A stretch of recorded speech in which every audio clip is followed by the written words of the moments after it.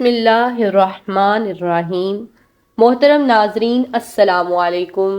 میں آج اس ویڈیو میں حضرت خضر علیہ السلام کا واقعہ بیان کروں گی۔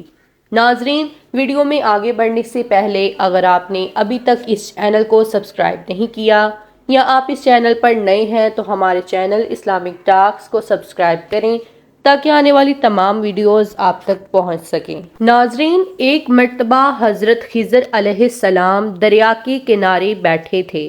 اتنے میں کسی سائل نے آ کر ان سے سوال کیا کہ میں آپ سے اللہ کے واسطے سوال کرتا ہوں، مجھے عنایت فرمائیے۔ یہ سن کر حضرت خضر علیہ السلام پر بے ہوشی طاری ہو گئی۔ جب کچھ ہوش ہوا تو فرمانے لگے، بھائی، میں تو صرف اپنی جان اور مال کا مالک ہوں۔ تم نے مجھ سے اللہ کے واسطے سوال کیا ہے، لہٰذا میں اپنی جان اور ذات تمہارے حوالے کرتا ہوں۔ تم جس طرح چاہو اس کو استعمال میں لاؤ، بازار میں فروخت کر کے اس کی قیمت سے فائدہ اٹھاؤ۔ چنانچہ سائل ان کو بازار لے گیا اور ایک شخص سائمہ کے ہاتھ ان کو فروخت کر دیا۔ یہ سائمہ خرید کر ان کو اپنے گھر لے گیا، جس کی پشت پر اس کا ایک باغ تھا۔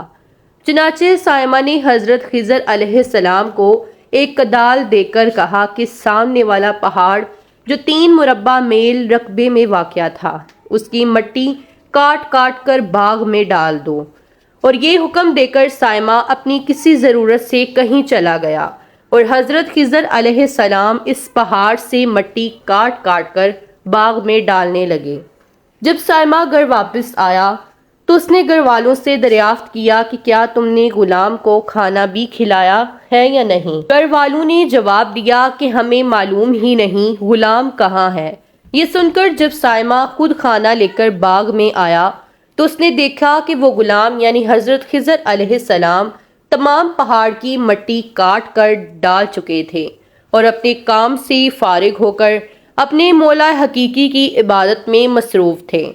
یہ دیکھ کر ان کو بڑا تعجب ہوا اور اس نے دریافت کیا، یہ تو بتائیے کہ آپ کون ہیں؟ یہ بات سن کر حضرت خضر علیہ السلام پر کچھ بے ہوشی سی طاری ہو گئی اور پھر فاقہ ہونے پر انہوں نے فرمایا کہ بھائی، میں خضر ہوں۔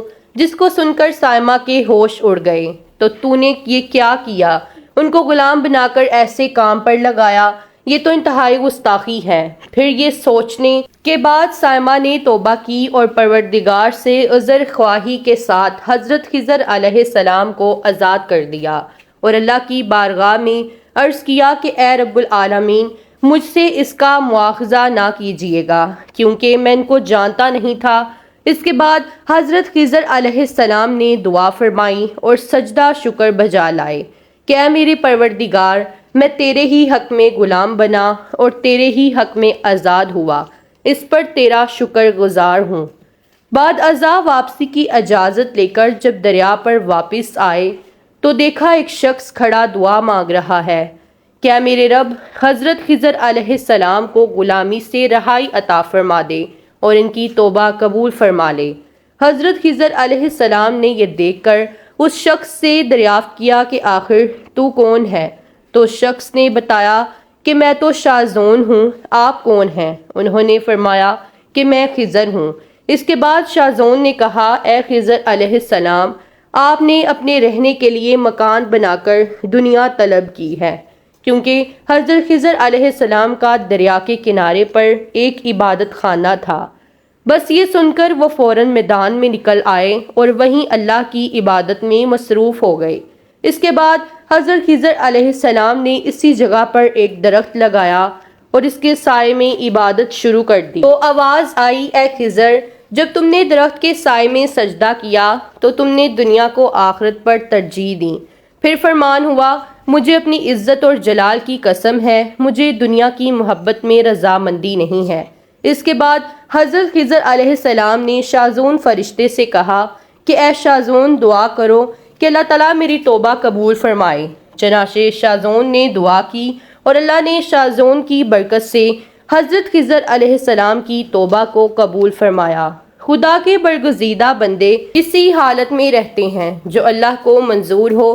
بے شک ہماری فلاح بھی اسی میں ہے کہ زندگی کے ہر موڑ پر آنے والے ہر بیچ و غم میں ہم راضی رہیں، اللہ تعالیٰ کی چاہت کو